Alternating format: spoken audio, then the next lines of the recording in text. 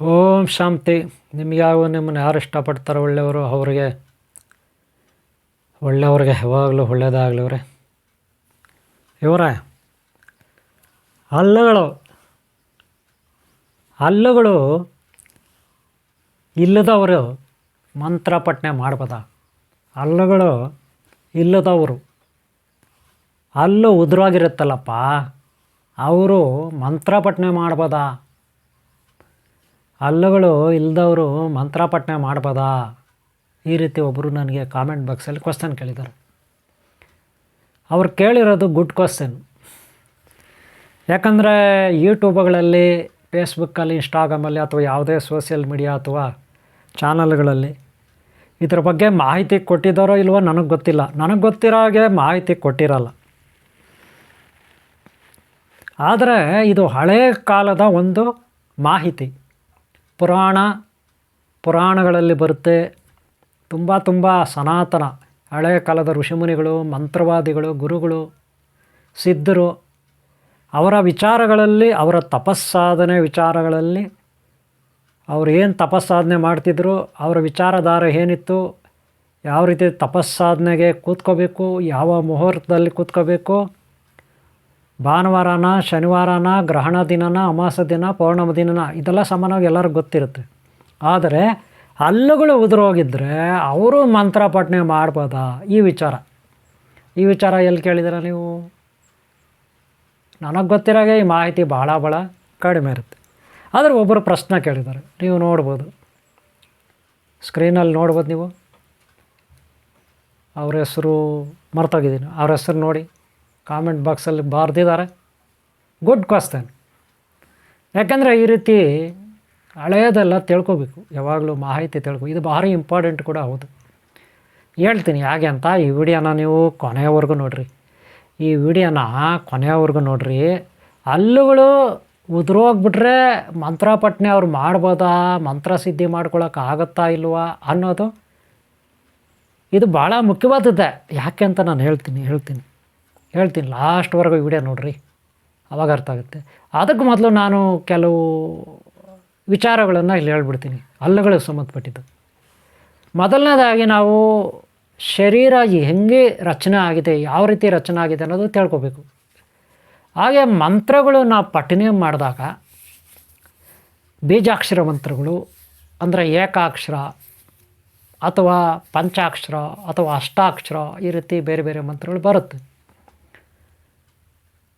ಅವುಗಳಲ್ಲಿ ಇವಾಗ for example ಓಂ ನಮಃ ಶಿವಾಯ ಈ ರೀತಿ ಹೇಳ್ದಾಗ ಏನಾಗುತ್ತೆ, ಶಿವ ಪಂಚಾಕ್ಷರಿ ಮಂತ್ರ ಅಂತೀವಿ. ಓಂ ನಮೋ ನಾರಾಯಣಾಯ ಈ ರೀತಿ, ಅಥವಾ ಓಂ ನಮೋ ಭಗವತೆ ವಾಸುದೇವ್ ಈ ರೀತಿ ಹೇಳ್ತೀವಿ. ಆವಾಗ ಏನಾಗುತ್ತೆ, ಅಷ್ಟಾಕ್ಷರ ಇತ್ಯಾದಿ ಅಂದರೆ ಒಂದೇ ಒಂದು ಅಕ್ಷರ ಇದ್ದರೆ, ಫಾರ್ ಎಕ್ಸಾಂಪಲ್ ಓಂ ಅಂತಿದ್ರೆ, ರಾಮ್ ಅಂತಿದ್ರೆ ಇದನ್ನು ಏಕಾಕ್ಷರ ಅಂತೀವಿ. ಓಂ ನಮಃ ಶಿವಾಯ ಅಂದರೆ ಇವ 5 ಅಕ್ಷರ ಇರ್ತವೆ, ಬೇಕಾದ್ರೆ ಲೆಕ್ಕ ಮಾಡಿ ನೋಡ್ರಿ. ನಾರಾಯಣಾಯ ಅಂದರೆ 8 ಅಕ್ಷರ ಇರ್ತವೆ. ಓಂ ನಮೋ ನಾರಾಯಣಾಯ ಗೊತ್ತಾಯ್ತಲ್ಲ.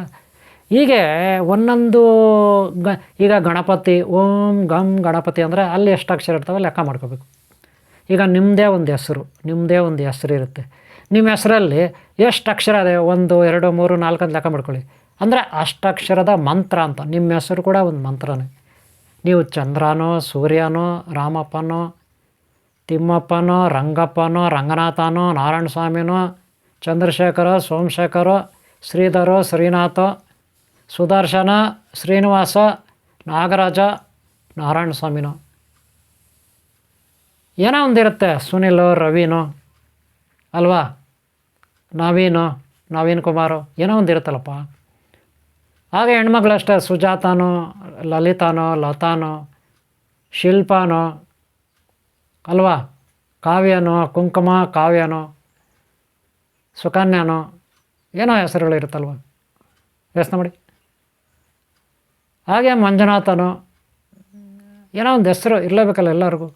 ಹಂಗಾರೆ ಆ ಅಕ್ಷರಗಳು ಲೆಕ್ಕ ಮಾಡಿದಾಗ ಎಷ್ಟು ಅಕ್ಷರ ಮಂತ್ರಗಳಿದೆ ಅಂದರೆ ಒಂದೊಂದು ಅಕ್ಷರಕ್ಕೆ ನಾವು ಒಂದೊಂದು ಮಂತ್ರ ಅಂತೀವಿ, ಬೀಜಾಕ್ಷರ. ಆ ಬೀಜಾಕ್ಷರಗಳು ಸೇರಿದಾಗ ಮಂತ್ರ ಆಗುತ್ತೆ. ಒಂದು ಪೂರ್ಣ ಪ್ರಮಾಣದ ಬಹು ಅಕ್ಷರ ಮಂತ್ರ ಅಂತೀವಿ. ಬಹು ಅಕ್ಷರ ಮಂತ್ರ. ಒಂದೇ ಒಂದು ಅಕ್ಷರ ಇದ್ದರೆ ರಾಮ್ ಅಂತ, ಓಂ ಅಂತ, ಅದು ಏಕಾಕ್ಷರ. ಓಕೆನಾ? ಆದರೆ ಅಲ್ಲಿ ಎಷ್ಟೇ ಅಕ್ಷರ ಇರಲಿ, ಎಷ್ಟೇ ಉದ್ದ ಇರಲಿ, ಎಷ್ಟೇ ಕಮ್ಮಿ ಇರಲಿ, ಒಟ್ಟಿನಲ್ಲಿ ಮಂತ್ರ, ಬೀಜಾಕ್ಷರ ಅಥವಾ ಮಂತ್ರ. ಅದನ್ನು ಪಠನೆ ಮಾಡೋವಾಗ ಹಲ್ಲುಗಳಿದೆಯಲ್ಲ, ಹಲ್ಲುಗಳು, ಈ ಹಲ್ಲುಗಳಲ್ಲಿ ಶಕ್ತಿ ಇರುತ್ತೆ, ಎಲೆಕ್ಟ್ರೋ ಮ್ಯಾಗ್ನೆಟಿಕ್ ಪವರ್ ಇರುತ್ತೆ. ಏನು ಹೇಳಿದ್ನಿ? ಎಲೆಕ್ಟ್ರೋ ಮ್ಯಾಗ್ನೆಟಿಕ್ ಪವರ್ ಅಂದರೆ ಎಲೆಕ್ಟ್ರಾನ್ಸು, ಪ್ರೋಟಾನ್, ನ್ಯೂಟ್ರಾನ್, ಎಲೆಕ್ಟ್ರಾನ್. ಈ ಎಲೆಕ್ಟ್ರಾನ್ಸ್ ಇದೆಯಲ್ಲ, ನ್ಯೂಟ್ರನಸ್ ಎಲೆಕ್ಟ್ರಾನ್ಸು ಹಲ್ಲುಗಳಲ್ಲಿ ಸೇವ್ ಆಗಿರುತ್ತೆ. ಯಾಕೆಂದರೆ ಹಲ್ಲುಗಳು ಅಂದರೆ ಒಂದು ಕಲ್ಲು, ಒಂದು ಖನಿಜ ಕ್ಯಾಲ್ಸಿಯಂ, ಸುಣ್ಣದ ಅಂಶ, ಖನಿಜ ಕ್ಯಾಲ್ಸಿಯಂ, ಸಿ ವಿಟಮಿನಿಂದ ಇರುತ್ತೆ, ಕ್ಯಾಲ್ಸಿಯಮಿಂದ ಆಗಿರುತ್ತೆ. ಈ ಹಲ್ಲುಗಳಲ್ಲಿ ಎಲೆಕ್ಟ್ರಾನ್ಸ್ ಸ್ಟೋರೇಜ್ ಆಗುತ್ತೆ. ನೀವು ನೋಡ್ಬೋದು, ಬಾಚಣಿಗೆ ಇರುತ್ತೆ, ಒಂದು ಬಾಚಣಿಗೆಯಲ್ಲಿ ತಲೆ ಬಾಚ್ಕೊಳ್ಳಿ, ಅದು ಪ್ಲಾಸ್ಟಿಕ್ ಬಾಚಣಿಗೆ, ಪ್ಲಾಸ್ಟಿಕ್ PVC ಫೈಬರ್ ಬಾಚಣಿಗೆಯಲ್ಲಿ ನೀವು ಬಾಚಣಿಗೆ ಮಾಡಿ, ಅಥವಾ ಮರದ್ದು ಬಾಚಣಿಗೆ ಇರುತ್ತೆ, ಹಳೆಯ ಕಾಲದಲ್ಲಿ ಮರದ್ರಲ್ಲೇ ಮಾಡ್ತಾರೆ ಬಾಚಣಿಗೆಗಳು. ನೀವು ಬಾಚಣಿಗೆಯಲ್ಲಿ ಬಾಚಿಬಿಟ್ಟು ಪೇಪರ್ನ ಚೂರು ಮಾಡಿಬಿಟ್ಟು ಅರ್ದ್ಬಿಟ್ಟು ನಿಮ್ಮ ಸ್ಕೂಲುಗಳಲ್ಲಿ ತೋರಿಸ್ತಿದ್ರು ಮಾಸ್ಟ್ರುಗಳು, ಸೈನ್ಸ್ ಮಾಸ್ಟ್ರುಗಳು. ಪೇಪರ್ನ ಚೂರು ಮಾಡಿಬಿಡೋದು, ಅರ್ದ್ಬಿಡೋದು, ಅಲ್ಲಾಕ್ಬಿಡೋದು, ತಲೆಯಲ್ಲಿ ಬಾಚ್ಕೊಬಿಟ್ಟು ಆ ಬಾಚಣಿಗೆಯನ್ನು ಅಲ್ಲಿಟ್ರೆ ಎಲ್ಲ ಬಂದು ಅಂಟ್ಕೊಳ್ತವೆ, ಜಂಪಾಗಿ ಅಂಟ್ಕೊಳ್ತವೆ. ಇದು ಒಂದು ರೀತಿ. ಎರಡನೇದು, ಯಾವುದಾದ್ರೂ ಕವರ್, ಪ್ಲಾಸ್ಟಿಕ್ ಪೇಪರ್ ಹಿಂಗೆ ಅಂದರೆ ಅದರಲ್ಲೆಲ್ಲ ಅಂಟ್ಕೊಬಿಡ್ತದೆ, ಪೂರಿ ಗೀರಿ ಇನ್ನೊಂದು ಮತ್ತೊಂದೆಲ್ಲ ಅಂಟ್ಕೊಬಿಡ್ತವೆ, ಕಸ ಎಲ್ಲ ಏನಂದ್ರೆ ಅದು ಅಂಟ್ಕೊಬಿಡುತ್ತೆ. ಹಾಗೆ ಬಟ್ಟೆಗಳು ಅಷ್ಟೇ, ನೈಲಾನ್, ಪ್ಲಾಸ್ಟಿಕ್ ನೈಲಾನ್, ಟರಿಕಾಟ್ ಅಂತೀವಲ್ಲ, ಅವು ಹಿಂಗಂದ್ರೆ ಪಟಪಟ ಚಿಟ್ಟದ ಅಂತವೆ. ಅಷ್ಟೇ ಅಲ್ಲ, ರಾತ್ರಿ ಹೊತ್ತು ನೋಡಿ ಬೆಡ್ಶೀಟ್ಗಳನ್ನ ಹಿಂಗನ್ನಿ, ನೀವು ಯಾವುದಾದ್ರೂ ಟರಿಕಾಟ್ ಬೆಡ್ಶೀಟ್ಗಳನ್ನ ಕೈಯಲ್ಲಿ ಹಿಂಗನ್ನಿ, ಫಟ್ ಅಂತ ಬೆಂಕಿ ಬರುತ್ತೆ ಅಲ್ಲೇ. ನೀವು ನೋಡಿದ್ರೆ ಇಲ್ಲೋ, ಬೆಡ್ಶೀಟ್ಗಳು ಸ್ವಲ್ಪ ನೈಲಾನ್ ಇರಬೇಕು, ನೈಲಾನ್ ಅಂದರೆ ಪ್ಲಾಸ್ಟಿಕ್ ಟೈಪ್ ಇರಬೇಕು. ಯಾಕೆ ಈ ರೀತಿ? ಅಷ್ಟೇ ಅಲ್ಲ, ಮೋಡಗಳು, ಆ ಕಡೆ ಒಂದು ಮೋಡ ಬರ್ತಾ ಇರುತ್ತೆ, ಈ ಕಡೆ ಒಂದು ಮೋಡ ಬರ್ತಾ ಇರುತ್ತೆ, ಅದರಲ್ಲಿ ಪಾಸಿಟಿವ್, ಇದರಲ್ಲಿ ನೆಗೆಟಿವ್ ಇರುತ್ತೆ. ಹತ್ರ ಬಂದಾಗ ಪಾಸಿಟಿವ್ ನೆಗೆಟಿವ್ ಒಂದಾಗ್ತವೆ, ಆವಾಗ ಢಮಾರ್ ಅಂತ ಸಿಡಿಲು ಬರುತ್ತೆ, ಡಮ ಸಿಡಿಲು ಬರುತ್ತೆ. ಅಂದರೆ ಅದರಲ್ಲಿ ಕರೆಂಟು, ಇದರಲ್ಲಿ ಕರೆಂಟು, ಎಲೆಕ್ಟ್ರೋ ಮ್ಯಾಗ್ನೆಟಿಕ್ ಫೀಲ್ಡ್ ಇರುತ್ತೆ, ಮ್ಯಾಗ್ನೆಟಿಕ್ ಫೀಲ್ಡ್, ಎಲೆಕ್ಟ್ರಾನ್ಸ್ ಸ್ಟೋರೇಜ್ ಆಗಿರುತ್ತೆ. ಅದೇ ರೀತಿ ನಮ್ಮ ಹಲ್ಲುಗಳಲ್ಲಿ, ಗಿಡ ಮರಗಳಲ್ಲಿ, ಪ್ಲಾಸ್ಟಿಕಲ್ಲಿ, ಎಲ್ಲ ವಸ್ತುಗಳಲ್ಲೂ ಎಲೆಕ್ಟ್ರಾನ್ಸ್ ಇರುತ್ತೆ. ಇದನ್ನು ನೀವು ದಿವ್ಯ ಶಕ್ತಿ ಅಂತೀರೋ, ಪ್ರಾಣಶಕ್ತಿ ಅಂತೀರೋ, ಸುಪ್ರೀಂ ಪವರ್ ಅಂತೀರೋ, ಸೂಪರ್ ಪವರ್ ಅಂತೀರೋ, ಅದೇನಾದರೂ ನೀವು ಅಂದ್ಕೊಳ್ಳಿ, ಚೇತನ ಅಂದ್ಕೊಳ್ತೀರೋ, ಪ್ರಾಣ ಅಂದ್ಕೊಳ್ತೀರಿ, ಏನಾದರೂ ಅಂದ್ಕೊಳ್ಳಿ, ಒಟ್ಟಿನಲ್ಲಿ ಒಂದು ಶಕ್ತಿ ಹಲ್ಲುಗಳಲ್ಲಿ, ಬಾಯಲ್ಲಿ ಅದಿರುತ್ತೆ. ನಾವು ಮಂತ್ರ ಪಠನೆ ಮಾಡಿದಾಗ ಬಾಯಿಂದ ಸ್ವರ ಬರುತ್ತಲ್ಲ, ಸ್ವರ, ಆ ಸ್ವರದ ಮೂಲಕ ತರಂಗ, ಆ ತರಂಗಗಳ ಮೂಲಕ ಎಲೆಕ್ಟ್ರಾನ್ಸ್ ಹೋಗುತ್ತೆ, ಕರೆಂಟ್ ಹೋಗುತ್ತೆ. ನಾವೇನು ಮಂತ್ರ ಪಠನೆ ಮಾಡ್ತೀವಿ ಅದು ಅವ್ರಿಗೆ ತಲುಪುತ್ತೆ, ಎಲೆಕ್ಟ್ರಾನ್ಸ್ ಅವ್ರಿಗೆ ಹೋಗಿ ಅಟ್ಯಾಕ್ ಆಗುತ್ತೆ. ಯಾವ ರೀತಿ ಅಂತ ಒಂದು ಎಕ್ಸಾಂಪಲ್ ಕೊಡ್ತೀನಿ. ಯಾರೋ ನಿಮಗೆ ಗೊತ್ತಿರೋರು ಇದ್ದಾರೆ, ಚಂದ್ರನೋ, ರಾಮನೋ, ರವಿಕುಮಾರೋ, ಸುನೀಲೋ, ಅನಿಲ್ ಕುಮಾರೋ, ನವೀನ್ ಕುಮಾರೋ, ಸುರೇಶೋ, ಇನ್ನೊಂದು ಮತ್ತೊಂದು ಏನೋ ಒಂದಿದೆ, ರವಿನೋ. ನೀವು ಪ್ರೀತಿಯಿಂದ ಬಾರಪ್ಪ ಮಗ ರವಿ, ಬಾರ ಪುಟ್ಟ, ಬಾರೇ ಪುಟ್ಟಿ, ಅಮ್ಮಿ, ಅಪ್ಪಿ, ಜಾಣಮರಿ, ಕೋಣಮರಿ, ಗುಡ್ ಬಾಯ್, ಗುಡ್ ಗರ್ಲ್ ಅಂದರೆ ಅವ್ರಿಗೆ ಎಲ್ಲೆಲ್ಲಿ ಖುಷಿ ಆಗ್ಬಿಡುತ್ತೆ. ನೀನು ಜಾಣ ಅಂದರೆ, ಜಾಣಮರಿ ಬಾ ಅಂದರೆ ಖುಷಿ ಆಗಲ್ವಾ? ಯಾಕೆ ಖುಷಿ ಆಗುತ್ತೆ? ಅವರ ಭಾವನೆಗಳ ಮೇಲೆ ನಿಮ್ಮ ಒಂದು ಶಬ್ದ ತರಂಗಗಳು ಅವರ ಭಾವನೆಗಳ ಮೇಲೆ ಅಟ್ಯಾಕ್ ಆಗುತ್ತೆ, ಅವ್ರ ಮೆದುಳ ಮೇಲೆ ಅಟ್ಯಾಕ್ ಆಗುತ್ತೆ, ಹೃದಯಕ್ಕೆ ತಲುಪುತ್ತೆ ಅವರಿಗೆ. ಅದು ಸರಿನೋ ತಪ್ಪೋ, ಒಳ್ಳೆಯದೋ ಕೆಟ್ಟದ್ದೋ ಅಂತ. ನಿಮ್ಮ ವಾಯ್ಸು ಸ್ಪೀಟ್ ಆಗಿದ್ದರೆ, ಜಾಣಮರಿ ಬಾರಪ್ಪ ಮಗು ಊಟ ಮಾಡ್ದ, ಮಗು ಟೀ ಕೊಡ್ದ, ಶಿಷ್ಯೋತ್ತಮನೇ, ಈ ರೀತಿ ಮಾತಿರ್ಬೇಕು ನಮ್ಮ ಬಾಯಿನಲ್ಲಿ. ಗುರುವೇ, ತಂದೆ, ತಾಯಿ, ಮಾತಾಜಿ, ಪಿತಾಜಿ, ಗುರೂಜಿ, ಸ್ವಾಮೀಜಿ, ಗುರುಗಳೇ ಅಂದರೆ ಪ್ರೀತಿಯಿಂದ ಅವರು ಕೂಡ ನಿಮ್ಗೆ ಆಶೀರ್ವಾದ ಮಾಡ್ತಾರೆ. ಸ್ವಾಮಿ, ಸಾರು ಅಂದ್ರೆ ಅಲ್ವಾ? ಅದೇ ಏಕವಚನದಲ್ಲಿ ಬೇರೆ ಥರ ಮಾತಾಡೋದು, ಗಬ್ಬು ಮಾತುಗಳು ಮಾತಾಡೋದು, ಕೆಲಸಕ್ಕೆ ಬಾರ್ದಾಗ ಹೇಳ್ಸೋದು, ಕೆಲಸಕ್ಕೆ ಬಾರ್ದಾಗ ವರಷ್ಟಾಗಿ ಮಾತಾಡೋದು, ಹಂಗೆಲ್ಲ ಮಾತಾಡಿದ್ರಿ ಏನಂತಾರ್ರಿ ಅಂತ ಅವ್ರನ್ನ ಇಷ್ಟಪಡ್ತಾರನ್ರಿ? ನೀವು ಇಷ್ಟಪಡ್ತೀರೇನ್ರಿ? ಪಡಲ್ಲ. ಯಾಕೆ? ನಮ್ಮ ಹಲ್ಲುಗಳಲ್ಲಿರೋ ಎಲೆಕ್ಟ್ರೋಮ್ಯಾಗ್ನೆಟಿಕ್ ಫೀಲ್ಡ್, ಆ ಶಕ್ತಿ ವಾಯ್ಸ್ ಮುಖಾಂತರ ಹೋಗುತ್ತೆ ತರಂಗಗಳಲ್ಲಿ, ಅವರ ತಲೆಗೆ ಹೋಗಿ ಮೆದುಳಿಗೆ ತಲುಪುತ್ತೆ, ಹೃದಯಕ್ಕೆ ಹೋಗುತ್ತೆ. ಅದರಲ್ಲಿ ಕೆಟ್ಟದಿದೆಯಾ ಒಳ್ಳೇದಿದೆಯಾ ಅಂತ ಮೆದುಳು ಡಿಸೈಡ್ ಮಾಡುತ್ತೆ. Right brain, left brain, middle brain and memory analyse ಮಾಡುತ್ತೆ. ನೀವು ಹೇಳಿದ್ದು ಪದ, ವಾಗಿದ್ದು ವಾಯ್ಸು ಸರಿನಾ ತಪ್ಪು ಅಂತ. ಸರಿ ಇದ್ದರೆ ಅದು ಪ್ರೀತಿಯಿಂದ ಹೃದಯ ಸ್ವೀಕಾರ ಮಾಡುತ್ತೆ. ನೀವು ಹೇಳಿದ್ದು ಸರಿ ಇಲ್ಲ ಅಂದರೆ ಡಿಫ್ಲೆಕ್ಷನ್ ಮಾಡುತ್ತೆ. ಅವ್ರಿಗೆ ಕೋಪ ಬರುತ್ತೆ, ನಿಮ್ಮೆಲ್ಲ ಅಸಹ್ಯ ಆಗುತ್ತೆ, ಇಷ್ಟಪಡಲ್ಲ ಇಂಥವ್ರನ್ನ, ಕೆಟ್ಟವ್ರನ್ನ. ಅದೇ ಒಳ್ಳೆಯವರಾದರೆ ಇಷ್ಟಪಡ್ತಾರೆ. ಆ ಪ್ರೀತಿಯಿಂದ ಮಾತಾಡೋ ಮಾತುಗಳನ್ನ ಅವ್ರು ಇಷ್ಟಪಡ್ತಾರೆ. ಅವ್ರ ಮಾತು ಕೇಳ್ತಾರೆ, ಅವ್ರಿಗೆ ಸಹಾಯ ಮಾಡ್ತಾರೆ, ಸಹಕಾರ ಮಾಡ್ತಾರೆ ಅವ್ರ ಕೆಲಸ ಕಾರ್ಯಗಳಲ್ಲಿ. ಅವ್ರ ಜೊತೆ ಯಾವತ್ತಿಗೂ ಇರ್ತಾರೆ. ಅದಕ್ಕೆ ಮಾತಾಡಿದ್ರೆ ಹೋಯ್ತು ಅಂತಿರಲ್ಲ ನೀವು. ಕನ್ನಡ ಬಿದ್ದರೆ ಹೊಡೆದೋಯ್ತು, ಅದಷ್ಟೇ. ಮಾತಾಡಿದ್ರೆ ಮುತ್ತು, ಅಷ್ಟೇ ಮುತ್ತು ಅಲ್ವಾ. ಈ ಏನೇನೋ ಇದೆ ಗಾದೆ. ಎಲ್ಲಿಂದ ಇದೆಲ್ಲ ಶುರುವಾಗುತ್ತೆ? ಈ ಹಲ್ಲುಗಳಲ್ಲಿರತಕ್ಕಂಥ ಎಲೆಕ್ಟ್ರಾನ್ಸ್. ಇದು ಒಂದು ರೀತಿ. ಅಂದರೆ ನಿಮಗೆ ಒಳ್ಳೆ ರೀತಿ ಮಾತಾಡಿದ್ರೆ ಒಳ್ಳೆ ಪ್ರೀತಿ, ಕೆಟ್ಟರಿಂದ ಮಾತಾಡಿದ್ರೆ ಕೆಟ್ಟ ಥರ ಡಿಫ್ಲೆಕ್ಷನ್ ಅಂತ ಅರ್ಥ ಆಯಿತು. ಅದೇ ರೀತಿ ರಾಮ್ ರಾಮ್ ರಾಮ್ ರಾಮ್ ಜಯ ರಾಮ್ ಅಂತ ಭಜನೆ ಮಾಡಿದ್ರೆ ಏನಾಗುತ್ತೆ ನೋಡ್ರಿ, ಆ ರಾಮನು ಇಷ್ಟ ಆಗುತ್ತಲ್ವ, ಆ ತರಂಗಗಳು ನಮ್ಮ ಬಾಯಿಂದ ಆಗುತ್ತೆ. ಅದಕ್ಕೆ ಹನುಮಂತ ದೇವರು ರಾಮ ಮಂತ್ರ, ವಾಲ್ಮೀಕಿ ಮಹರ್ಷಿಗಳು ರಾಮ ಮಂತ್ರ, ರಾಮದಾಸು, ಯಯಾಜ್ಞ ಇವರೆಲ್ಲ ಶ್ರೀರಾಮಚಂದ್ರ ಪ್ರಭುವನ್ನು ಆರಾಧಿಸ್ತಾ ಬಂದರು ಅಲ್ವಾ. ಎಷ್ಟೋ ಮಂದಿ ರಾಮ ಭಕ್ತರು. ಯೋಚನೆ ಮಾಡಿ. ಅದೇ ರೀತಿ ಓಂ ನಮೋ ನಾರಾಯಣಾಯ, ಓಂ ನಮೋ ಭಗವತೆ ವಾಸುದೇವಾಯ, ವಿಠಲ ಪಾಂಡುರಂಗ ವಿಠಲ, ಓಂ ನಮಃ ಶಿವ, ಹರ ಹರ ಮಹಾದೇವ್, ಶಂಭೋ ಶಂಕರ್, ಶಂಕರ ಶಂಕರ ಸದಾಶಿವ, ಜಗನ್ಮಾತೆ ಪಾರ್ವತಿ, ಈಶ್ವರಿ ಭವಾನಿ, ಜಗದಂಬೆ, ಜಗದಾಂಬಿಕೆ, ಮಹಾಸರಸ್ವತಿ, ವಿದ್ಯಾಧರೆ, ವಿದ್ಯಾದಾತೆ, ಶ್ರೀದೇವಿ ಭೂದೇವಿ, ಜಗನ್ಮಾತೆ ಲಕ್ಷ್ಮಿ, ಅಷ್ಟೈಶ್ವರ್ಯ ಮಾತೆ. ಈ ರೀತಿ ನಾವು ಬೇಡ್ಕೊಂಡಾಗ ನಮ್ಮ ತರಂಗಗಳು ಹೊರಗಡೆ ಹೋಗ್ತದೆ. ಗಿಡ, ಮರ, ಬಳ್ಳಿ, ಬೆಟ್ಟ, ಗುಡ್ಡ, ಕಲ್ಲು, ಮಣ್ಣು, ಗ್ರಹ, ತಾರೆ ಎಲ್ಲಕ್ಕೂ ನಮ್ಮ ತರಂಗಗಳು ಹೋಗಿ ಬಡಿತಾವೆ. ಡಿಫ್ಲೆಕ್ಷನಾಗಿ ವಾಪಸ್ ಬರ್ತವೆ. ಅವು ಬಂದು ಇಲ್ಲಿ ನಿಂತ್ಕೊಬಿಡ್ತದೆ. ಯಾವ ರೀತಿ ನೀವು ಯಾವ ದೇವ್ರನ್ನ ಕರೆದ್ರೋ ಆ ದೇವರಾಗಿ ನಿಂತ್ಕೊಳ್ತವೆ ಆ ತರಂಗಗಳು. ಅದೇ ತಪಸ್ಸಾಧನೆ ಸೀಕ್ರೆಟ್. ಹಲ್ಲುಗಳು ಅದೇ ಅಲ್ಲಿಲ್ಲ ಅಂದರೆ ಏನೂ ಆಗಲ್ವಾ ಅಂತ ಕೇಳ್ಬೋದು. ಹೌದು, ಹಲ್ಲುಗಳಿಲ್ಲ ಅಂದರೆ ಎಲೆಕ್ಟ್ರಾನ್ಸ್ ಅಲ್ಲಿ ಇರೋದಿಲ್ಲ. ಬಾಯಲ್ಲಿ ಮಾಂಸ ಇರುತ್ತೆ, ಬರೀ ಮಾಂಸ. ಹೆಂಗಿರುತ್ತೆ ಹೇಳಿ? ಇರುತ್ತೆ ಬಹಳ ಕಡಿಮೆ ಮಾಂಸದಲ್ಲಿ. ಹಲ್ಲುಗಳು ಕಲ್ಲು, ಬಂಗಾರ, ಬೆಳ್ಳಿ, ವಜ್ರ, ವೈಡೂರ್ಯ, ಜ್ವಾಲಾಮುಖಿಗಳು, ಅಗ್ನಿಪರ್ವತಗಳಲ್ಲಿ ಇರುತ್ತಲ್ಲ ವಜ್ರ, ವೈಡೂರ್ಯ, ಅವುಗಳಲ್ಲಿ ಅತಿಯಾದ ಎಲೆಕ್ಟ್ರಾನ್ಸ್ ಇರುತ್ತೆ. ವಜ್ರಗಳಲ್ಲಂತೂ ಅತಿಯಾದ ಎಲೆಕ್ಟ್ರಾನ್ಸ್ ಇರುತ್ತೆ, ಹೆಚ್ಚಿಗೆ ಇರುತ್ತೆ. ಒಂದು ವೇಳೆ ವಜ್ರದ ಹಲ್ಲುಗಳು ಹಾಕೋಬಿಟ್ರೆ ನೀವು ಹೆಂಗಿರುತ್ತೆ ಸ್ವಾಮಿ? Correct, good idea. ಹೆಚ್ಚಿನ ಶಕ್ತಿ ಇರುತ್ತೆ, ತಪ್ಪೇನೂ ಆಗಲ್ಲ.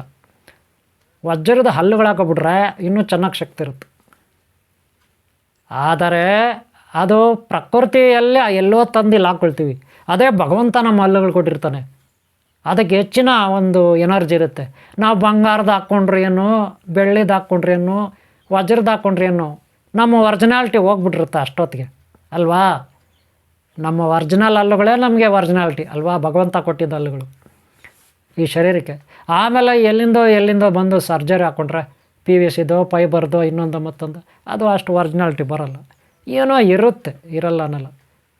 ಶಕ್ತಿನೂ ಇರುತ್ತೆ, ಇರಲ್ಲ ಅನ್ನಲ್ಲ. ಆದರೆ ಭಾವನಾತ್ಮಕವಾಗಿ ಯಾವುದೋ ಒಂದು ಹಾಕೋಬಿಟ್ಟಿದ್ದೀನಲ್ಲ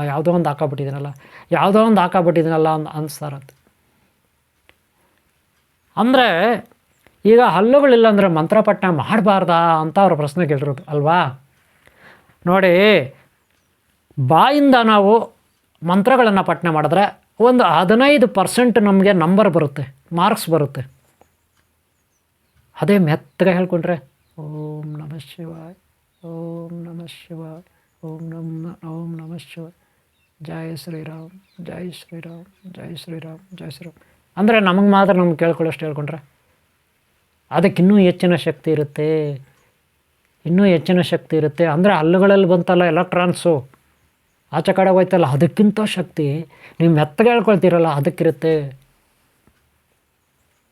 ಇನ್ನೂ ಮೆತ್ತಗೆ ಹೇಳ್ಕೊಬಿಟ್ರೆ ಅದಕ್ಕಿಂತ ಅಂದರೆ ಮನಸ್ಸಿನಲ್ಲೇ ಹೇಳ್ಕೊಂಡ್ರೆ, ಮನಸ್ಸಿನಲ್ಲೇ ಬಾಯಿ ಬಿಡ್ದಿರ, ತುಟಿ ಅಲ್ಲಾಡಿಸ್ತೀರ, ಮನಸ್ಸಲ್ಲೇ ಹೇಳ್ಕೊಬಿಟ್ರೆ ಅದಕ್ಕಿನ್ನೂ ಹೆಚ್ಚಿನ ಶಕ್ತಿ ಇರುತ್ತೆ. ಇದನ್ನು ಮಾನಸಿಕ ಜಪ ಅಂತೀವಿ.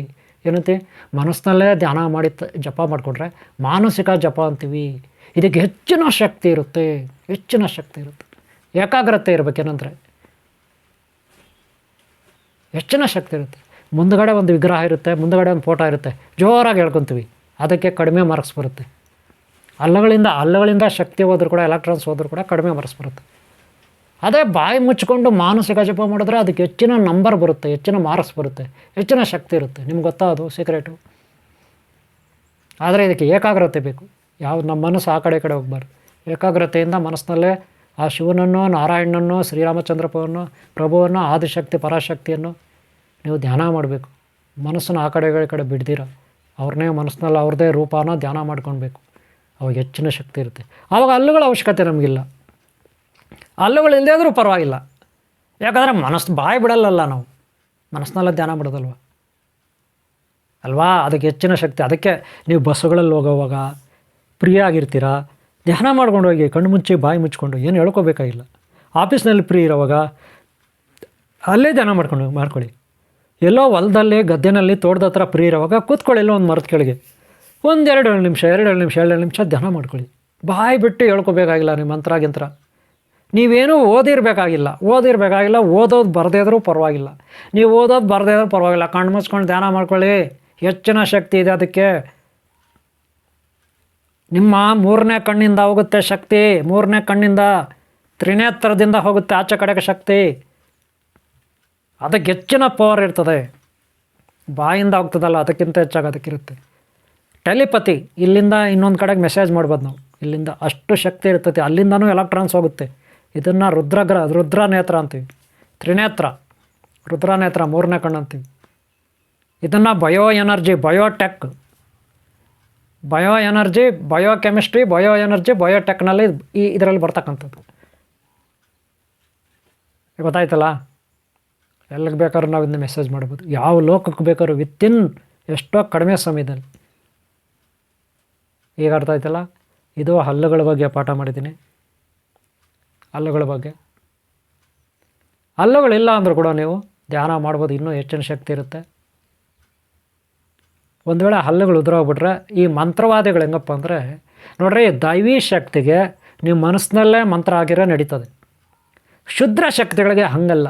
ಶುದ್ಧ ಶಕ್ತಿಗಳಂದರೆ ಕೆಟ್ಟ ಶಕ್ತಿಗಳಿಗೆ ಬಾಯಿ ಬಿಟ್ಟೇ ಹೇಳಬೇಕು, ಬಾಯಿ ಬಿಟ್ಟೇ ಮಂತ್ರಗಳಾಗಬೇಕು. ಈ ಕೆಟ್ಟ ಮಾಂತ್ರಿಕರು ಇರ್ತಾರಲ್ಲಪ್ಪ, ದುಷ್ಟಶಕ್ತಿಗಳನ್ನು ನಂಬ್ಕೊಂಡಿರೋರು, ಅವರು ಬಾಯಿ ಬಿಟ್ಟೇ ಹೇಳ್ಬೇಕು. ಮನಸ್ಸಿನಲ್ಲಿ ಹೇಳಿದ್ರೆ ಅವ್ರದ್ದೇನು ಕೆಲಸ ಮಾಡಲ್ಲ. ಯಾಕಂದರೆ ಅವರು ಜೋರಾಗಿ ಪಠಣ ಮಾಡ್ತಾರೆ. ನೀವು ನೋಡಿರ್ಬೋದು, ಪಾತಾಳದಲ್ಲಿ ಕೂತ್ಕೊಬಿಟ್ಟು, ಗುಹೆನಲ್ಲಿ ಕೂತ್ಕೊಬಿಟ್ಟು, ಎಲ್ಲೋ ಸ್ಮಶಾನದಲ್ಲಿ ಕೂತ್ಕೊಬಿಟ್ಟು, ಓ ಅವಾಹಾಮಿ, ಓ ಭದ್ರಗಾಳಿ, ಓ ಭೂತಾಳ, ಓ ಬೇತಾಳ, ಓ ಗೂಷ್ಮಾಂಡ, ಇನ್ನೇನೋ ಹಲ್ಲುಗಳಿಂದನೇ, ಅವ್ರಿಗೆ ಹಲ್ಲುಗಳಿದ್ದರೇ ವರ್ಕ್ ಆಗೋದಿಲ್ಲ. ಅಂದರೆ ನೋ ಅಂಥವ್ರಿಗೆ ಹಲ್ಲುಗಳೇ ಬೇಕು, ಜೋರಾಗಿ ಹೇಳೋರಿಗೆ. ಅದಕ್ಕೆ ಶುದ್ಧ ಶಕ್ತಿಗಳು, ಮಾಂತ್ರಿಕರು, ಮಾಟ ಮಾಡ್ತಾರಲ್ಲಪ್ಪ, ಅವ್ರಿಗೆ ಹಲ್ಲುಗಳು ಇರಲೇಬೇಕು. ಹಲ್ಲುಗಳಿಲ್ಲ ಅಂದ್ರೆ ಅವ್ರದ್ದು ಕೆಲಸ ಮಾಡಲ್ಲ. ಮನಸ್ಸಿನಲ್ಲಿ ಹೇಳ್ಕೊಂಡ್ರೆ ವರ್ಕೌಟ್ ಆಗಲ್ಲ. ಯಾಕಂದರೆ ಅವ್ರದ್ದು ಆ ಥರ ಪದ್ಧತಿ. ನಮ್ಮದು ಸಾತ್ವಿಕ ನಮ್ಮದು ದೈವತ್ವ. ನಾವು ಮನಸ್ಸಿನಲ್ಲಿ ಹೇಳ್ಕೊಂಡ್ರೆ ಸಾಕು, 3ನೇ ಕಣ್ಣಿಂದ ಹೋಗುತ್ತೆ. ಅವ್ರದ್ದು ಹಂಗೆಲ್ಲ 3ನೇ ಕಣ್ಣು ಏನು ಇರಲ್ಲ ಅವ್ರಿಗೆ. ಬರೀ ಬಾಯಿಂದನೇ ಕೆಲಸ ಮಾಡ್ಬೇಕು ಅವರು. ಹಲ್ಲುಗಳೇ ಅವ್ರಿಗೆ ಆಧಾರ. ಗೊತ್ತಾಯ್ತಲ್ಲ? ಇವಾಗ ನಿಮ್ಗೆ ಕ್ಲಾರಿಟಿ ಬಂದಿರುತ್ತೆ. ಸಾತ್ವಿಕ, ರಜೋಗುಣ, ತಮೋ ಪ್ರವೃತ್ತಿ. ಅವರೆಲ್ಲ ತಮೋ ಪ್ರವೃತ್ತಿ ಅಥವಾ ಸ್ವಲ್ಪ ರಜೋ. ನಾವು ಹಂಗಲ್ಲ, ಸ್ವಲ್ಪ ರಜೋ, ಪೂರ್ಣ ಪ್ರಮಾಣದಲ್ಲಿ ಸಾತ್ವಿಕ ಇರ್ತೀರಿ. ದೈವತ್ವ ಇರುತ್ತೆ ನಮ್ಮಲ್ಲಿ, ಗುರು ದೈವ. ಅದಕ್ಕೆ ನಮ್ಮ ಮನಸ್ಸಿನಲ್ಲಿ ಹೇಳ್ಕೊಂಡ್ರೆ ನಡೀತದೆ. 3ನೇ ಕಣ್ಣಿಂದ ಶಕ್ತಿ ಹೋಗುತ್ತೆ, ತಲುಪುತ್ತೆ. ಯಾವ ದೇವ್ರಿಗೆ ಬೇಕೋ, ಯಾವ ಗ್ರಹಕ್ಕೆ ಬೇಕೋ, ನಕ್ಷತ್ರ ಬೇಕು, ಯಾವ ದೇವಸ್ಥಾನ, ನದಿ, ಸಾಗರ, ಬೆಟ್ಟ, ಗುಡ್ಡ ಬೇಕೋ, ಪ್ರಾಣಿ ಪಕ್ಷಿ, ಗಿಡ, ಮರ ಅಲ್ಲಿ ಹೋಗಿ ತಲುಪುತ್ತೆ 3ನೇ ಕಣ್ಣಿಂದ. ಹಲ್ಲುಗಳ ಅವಶ್ಯಕತೆ ಇಲ್ಲ ಅವ್ರಿಗೆ. ಹಂಗಲ್ಲ, ಹಲ್ಲುಗಳ ಅವಶ್ಯಕತೆ ಅವ್ರಿಗೆ 3ನೇ ಕಣ್ಣು ತೆಗ್ದಿರಲ್ಲ. ಈಗ ಅರ್ಥ ಆಯ್ತಲ್ಲ? ಕ್ಲಾರಿಟಿ ಬಂತ? ಓಕೆ ಅವರೇ, ಅವರು ಪ್ರಶ್ನೆ ಕೇಳಿದ್ರು ಕಾಮೆಂಟ್ ಬಾಕ್ಸಲ್ಲಿ. Good question. ಇದು ಹಳೆ ಕಾಲದ್ದು ಬಳ ಇದು ವಿಚಾರ. ಇದು ನಾನು ನಿಮಗೆ ಇದು ತಿಳಿಸ್ಕೊಟ್ಟಿದ್ದೀನಿ, ಏನು ಸಾಧ್ಯ ಅದು. ಈ ವಿಡಿಯೋ ನಿಮ್ಗೆ ಇಷ್ಟ ಆಗಿರೋ ಒಂದು ಲೈಕ್ ಮಾಡಿ. ಹಾಗೆ ಮುಂದಿನ ಭಾಗ, ಈ ಗಡ್ಡ ಇರಬೇಕಾ ಬೇಡವಾ, ಮೀಸೆ ಇರಬೇಕಾ ಬೇಡವಾ, ಈ ಕೂದಲು ಥರ ಇದ್ದರೆ ಏನು, ಜಟೆ ಹಾಕ್ಕೊಂಡಿರ್ತಾರೆ ಏನು, ಇದರ ಕತೆ ಏನು, ಇದೆಲ್ಲ ಹೆಂಗೆ ಹಂಗೆ ಅನ್ನೋದನ್ನು ನಾವು ಮುಂದಿನ ಭಾಗದಲ್ಲಿ ನೋಡೋಣ. ಭಾಗ 2ರಲ್ಲಿ ನೋಡೋಣ. ಇದು ಭಾಗ 1 ಇಲ್ಲಿ ಮುಗಿಸ್ತಾ ಇದ್ದೀರಿ. ಈ ವಿಡಿಯೋ ನಿಮ್ಗೆ ಇಷ್ಟ ಆಗಿರುತ್ತೆ ಅನ್ಕೊತೀನಿ. ಇಷ್ಟೊತ್ತು ನೋಡಿದ್ದೀರ, ದಯವಿಟ್ಟು ಒಂದು ಲೈಕ್ ಮಾಡಿರಿ. ನೀವು ಲೈಕ್ ಮಾಡಿದ್ರೆ ನಮಗೆ ಸಹಕಾರ ನೀಡಿದಂಗೆ ಮುಂದಿನ ಭಾಗ ಮಾಡಲಿಕ್ಕೆ. ಹಾಗೆ ಸಬ್ಸ್ಕ್ರೈಬ್ ಆಗಿಲ್ಲ ಅಂದ್ರೆ ಹಾಕ್ಕೊಳ್ಳಿ. ನಾನು ಸಬ್ಸ್ಕ್ರೈಬ್ ಮಾಡ್ಕೊಂಬಿಟ್ರೆ ನಾನು ವೀಡಿಯೋಗಳೆಲ್ಲ ಅಪ್ಲೋಡ್ ಮಾಡಿದ್ರೆ ನಿಮಗೆ ಬರುತ್ತೆ, ನೀವು ನೋಡ್ಕೋಬೋದು. ಯಂತ್ರ, ತಂತ್ರ, ಮಂತ್ರ, ತಾಯ್ತ, ಶ್ರೀಚಕ್ರ, ಪೂಜೆ, ಅರ್ಚನೆ, ಹೋಮ, ಯಜ್ಞ, ಯಾಗ ಇತ್ಯಾದಿ ಇರುತ್ತೆ. ಹಾಗೆ ದೀಕ್ಷಾ, ಮಂತ್ರೋಪದೇಶ ಇವೆಲ್ಲ ಇರುತ್ತೆ. ಆನ್ಲೈನ್ ಕ್ಲಾಸ್ ಇರುತ್ತೆ. ಆನ್ಲೈನ್ ಕ್ಲಾಸ್ ಸೇರ್ಕೊಳ್ಳಿ. ಹೆಚ್ಚಿನ ಈ ಯೂಟ್ಯೂಬಲ್ಲಿ ನಾನು ಅಷ್ಟು ಹೇಳೋಕ್ಕಾಗಲ್ಲ ನಿಮಗೆ, ಏನೋ ಒಂದಷ್ಟು ಡೀಟೇಲ್ ಕೊಟ್ಟಿದ್ದೀನಿ. ಇಲ್ಲಿ ಸಮಯ ಸಾಕಾಗಲ್ಲ. ಆನ್ಲೈನ್ ಕ್ಲಾಸಲ್ಲಿ ಕಲೀರಿ. ಭಾನುವಾರ ಒಂದಿನ ರಜೆ ಇರುತ್ತೆ. ದಿನ 3/4 ಅವರ್ ಪಾಠ ಕಲೀರಿ ಸಾಕು. ಎಲ್ಲ ನಿಮ್ಗೆ ಯಂತ್ರ, ತಂತ್ರ, ಮಂತ್ರ, ಪೂಜೆಗಳು, ಹೋಮಗಳು, ಈ ಥರ ಸೀಕ್ರೆಟ್, ಬ್ರಹ್ಮಜ್ಞಾನ, ಈ ಥರ ಸಿದ್ಧಿಗಳ ಬಗ್ಗೆ ಸೀಕ್ರೆಟ್ಗಳು ಎಲ್ಲ ಆನ್ಲೈನ್ ಕ್ಲಾಸಲ್ಲಿ ನಿಮ್ಗೆ ಹೇಳ್ಕೊಡ್ತೀವಿ, ಕಲಿಸ್ಕೊಡ್ತೀವಿ. ಪ್ರಾಕ್ಟಿಕಲಾಗಿ ಹೇಳ್ಕೊಡ್ತೀವಿ, ಪ್ರಾಕ್ಟಿಕಲಾಗಿ ಕಲಿಸ್ತೀವಿ ಕೂರಿಸ್ಕೊಂಡು. ಎಲ್ಲೆಲ್ಲಿ ಹೋಮ ನಡೀತೆ ನಮ್ಮದು, ಎಲ್ಲೆಲ್ಲಿ ದೀಕ್ಷಾ ಕಾರ್ಯಕ್ರಮ ನಡೀತೆ, ಎಲ್ಲೆಲ್ಲಿ ಶ್ರೀಚಕ್ರ ಪ್ರತಿಷ್ಠಾಪನೆ ನಮ್ಮದು ನಡೀತೆ, ಅಲ್ಲೆಲ್ಲ ನಿಮ್ಮನ್ನು ಕರೆಸ್ಕೊಂಡು ಅಲ್ಲಿ ಕೂರಿಸ್ಕೊಂಡು ಎಲ್ಲ ಹೇಳ್ಕೊಡ್ತೀವಿ ಹೆಂಗೆ ಮಾಡೋದಂತ. ಅದಕ್ಕೆ ಆನ್ಲೈನ್ ಕ್ಲಾಸ್ ಸೇರ್ಕೊಳ್ಳಿ, ಕಲೀರಿ. ಆಯುಸ್ ಮುಗ್ದೋಗ್ಬಿಡುತ್ತೆ ರೀ, ನಮ್ಮ ಆಯುಸ್ಸು ಮುಗ್ದೋಗ್ಬಿಡುತ್ತೆ. ಇಲ್ಲಿ ಇರೋ ಆಯುಸ್ನಲ್ಲಿ ಏನೋ ಒಂದು ಒಳ್ಳೆ ಕೆಲಸ ಮಾಡ್ಕೋಬೇಕು. ಇರೋ ಆಯುಸ್ನಲ್ಲಿ ಮುಕ್ತಿನೋ, ಜೀವನ ಮುಕ್ತಿನೋ, ಮೋಕ್ಷನ ಪಡ್ಕೋಬೇಕು. ಆರೋಗ್ಯ ಸಂಪಾದನೆ ಮಾಡ್ಕೋಬೇಕು. ಸಾಲಗಾರರ ಬಾಧೆಯಿಂದ ನಾವು ಮುಕ್ತಿ ಹೊಂದಬೇಕು. ಕಷ್ಟಗಳಿಂದ ಮುಕ್ತಿ ಹೊಂದಬೇಕು. ಮನೆಯಲ್ಲಿ ಜಗಳ, ಆಚೆ ಕಡೆನೂ ಜಗಳ, ಅವ್ರ ಕಾಟ ಇವ್ರ ಕಾಟ, ಮನೆಯಲ್ಲಿ ಕಾಟ, ಎಲ್ಲ ಕಡೆ ಕಾಟ, ಶತ್ರುಗಳ ಕಾಟ. ಅದರಿಂದನೂ ನಾವು ಮುಕ್ತಿ ಹೊಂದಬೇಕಲ್ವ. ನಮ್ಮ ಶತ್ರುಗಳಿಂದ ನಾವು ಮುಕ್ತಿ ಹೊಂದಬೇಕಲ್ವ. ಯಾರ್ಯಾರು ನಮ್ಗೆ ಅನ್ಯಾಯ ಮಾಡಿದ್ದಾರೆ, ಮೋಸ ಮಾಡಿದ್ದಾರೆ, ದುಷ್ಟರು, ದುರುಳರು, ಅವ್ರಿಗೆ ಒಂದಷ್ಟು ಉಪ್ಪು ತಿಂದ ಅವ್ರಿಗೆ ನೀರು ಕುಡಿಸ್ಬೇಕಲ್ವ. ಅದಕ್ಕಿರೋ ದಾರಿ ಅಂದರೆ ಈ ಕೈಗಳಿಂದ ಏನೂ ಮಾಡಬಾರ್ದು ಯಾರಿಗೂ. ನಾವು ನಮ್ಮ ಮನೋಶಕ್ತಿಯಿಂದಲೇ ನಾವು ಶತ್ರುಗಳನ್ನು ಅವ್ರಿಗೆ ಮಣ್ಣು ಮುಗಿಸ್ಬೇಕು. ಸಾಯಿಸೋದು ಬೇಡ, ಮಣ್ಣು ಮುಗಿಸ್ಬೇಕು. ಉಪ್ಪು ತಿಂದ ಅವ್ರಿಗೆ ನೀರು ಕುಡಿಸ್ಬೇಕಲ್ವ. ಅದಕ್ಕೇನು ಬೇಕು? ಇಲ್ಲಿ ವಿದ್ಯೆ ಕಲೀರಿ, ಮನೋಬಲ ಕಲೀರಿ, ಶಾಂತಿ ಅದರಿಂದಲೇ ನಾವು ಇನ್ನೊಬ್ಬರಿಗೆ ನೀರು ಕುಡಿಸ್ಬೋದು. ನಾವು ಯಾರ ಮೇಲೆ ಜಗಳ ಮಾಡಬೇಕಾಗಿಲ್ಲ, ಯಾರ ಮೇಲೆ ಯುದ್ಧ ಮಾಡಬೇಕಾಗಿಲ್ಲ. ಯುದ್ಧ ನಮ್ಮ ಮಾನಸಿಕ ಬಲದಿಂದನೇ ಮಾಡ್ಬೋದು ನಾವು. ಗೊತ್ತಾಯ್ತಲ್ಲ? ಯಾವುದೇ ಅಡ್ಡದಾರಿ ನಾವು ಹೊಡಿಬೇಕಾಗಿಲ್ಲ, ಮಾಯಾ ಮಾಟ ಮಂತ್ರ ಮಾಡಬೇಕಾಗಿಲ್ಲ. ನಮ್ಮ ಮನೋಬಲದಿಂದನೇ ಅವ್ರನ್ನ ಮುಗಿಸ್ಬೋದು ಶತ್ರುಗಳನ್ನು. ಅದು ಯಾವುದೇ ಶತ್ರು ದೇಶ ಆಗಲಿ, ಯಾರೇ ಶತ್ರುಗಳಾಗಲಿ, ಖಂಡಿತ. ಗೊತ್ತಾಯ್ತಲ್ಲ? ಆನ್ಲೈನ್ ಕ್ಲಾಸಲ್ಲಿ ಕಲೀರಿ. ವೆಜಿಟೇರಿಯನ್ಸ್ಗೆ ಎಲ್ಲ ಅವಕಾಶ ಇರುತ್ತೆ ಹೆಚ್ಚಾಗಿ. ವೆಜಿಟೇರಿಯನ್ ಮಾತ್ರ ಆನ್ಲೈನ್ ಕ್ಲಾಸ್, ನೆನ್ಪಿಟ್ಕೊಳ್ಳಿ. ಓಕೆನಾ? ನಿಮಗೆಲ್ಲ ಒಳ್ಳೆಯದಾಗಲಿ. ಇನ್ನೂ ನನ್ನ ವೀಡಿಯೋಗಳು ನೋಡಿ ಹೆಚ್ಚಿನ ಜ್ಞಾನ ಪಡ್ಕೊಳ್ಳಿ, ತಿಳುವಳಿಕೆ ಇಟ್ಕೊಳ್ಳಿ, ಕಲೀರಿ. ತಪ್ಪೇನಿದೆ ನೀವು ಕಲಿತ್ರೆ? ಈ ವಯಸ್ಸಿನಲ್ಲಿ ಕಲಿದ ಇನ್ಯಾವಾಗ ಕಲಿತೀರ? ನಾವು ಶಕ್ತಿಶಾಲಿಗಳಾಗಿರೋವಾಗ ಕಲಿಬೇಕು. ಸ್ಮಶಾನಕ್ಕೆ ಹೋಗೋವಾಗ ಏನು ಕಲಿಯೋಕ್ಕಾಗುತ್ತೆ ನಾವು? ಅವಾಗೇನು ತೃಪ್ತಿ ಇರಲ್ಲ. ಅದೇ ನಮ್ಮ ಜೀವನದಲ್ಲಿ ಏನಾದರೂ ಸಾಧನೆ ಮಾಡಿದರೆ ನಮ್ಮ ಅಂತ್ಯಕಾಲದಲ್ಲಿ, ಕೊನೆಗಾಲದಲ್ಲಿ ನಮಗೆ ತೃಪ್ತಿ ಇರುತ್ತೆ, ಇಷ್ಟೆಲ್ಲ ಸಾಧನೆ ಮಾಡಿದ್ದೀನಿ ಅಂತ ಅಲ್ವಾ? ಆರೋಗ್ಯ ಸಿಗುತ್ತೆ, ಆನಂದ ಸಿಗುತ್ತೆ, ಒಳ್ಳೆಯ ಸ್ಥಿರತೆ ಅನ್ನೋದಿರುತ್ತೆ, ವಿವೇಕ ಇರುತ್ತೆ, ಬುದ್ಧಿ ಇರುತ್ತೆ, ಸಮಯ ಪ್ರಜ್ಞೆ ಇರುತ್ತೆ, ದೇಶಪ್ರೇಮ ಇರುತ್ತೆ, ಧರ್ಮದ ಮೇಲೆ ಪ್ರೇಮ ಇರುತ್ತೆ, ಭಕ್ತಿ ಇರುತ್ತಲ್ವ. ಇದಕ್ಕಿಂತ ಇನ್ನೇನು ಬೇಕು ಹೇಳಿ? ಗುರು ದೈವನ ಆರಾಧಿಸಿ, ಪುಣ್ಯಕರ್ಮಗಳಲ್ಲಿ ತೊಡಗಿ. ಓಕೆನಾ? ಒಂದು ಲೈಕ್ ಮಾಡೋದು ಮರಿಬೇಡಿ, ಸಬ್ಸ್ಕ್ರೈಬ್ ಆಗೋದು ನೋಡಿ. ಹಾಗೆ ಮುಂದಿನ ಭಾಗಗಳು ನೋಡಿ, ಹಿಂದಿನ ಭಾಗಗಳು ನೋಡಿ. ಓಕೆನಾ? ನಿಮಗೆ ಒಳ್ಳೆಯದಾಗಲಿ. ನಿಮ್ಮನ್ನ ಯಾರು ಇಷ್ಟಪಡ್ತಾರೆ ಒಳ್ಳೆಯವರು, ಧರ್ಮವಂತರು, ಅವ್ರಿಗೂ ಒಳ್ಳೆಯದಾಗಲಿ, ಎಲ್ಲರಿಗೂ ಒಳ್ಳೆಯದಾಗಲಿ. ಓಂ ಶಾಂತಿ, ಓಂ ಶಾಂತಿ, ಓಂ ಶಾಂತಿ.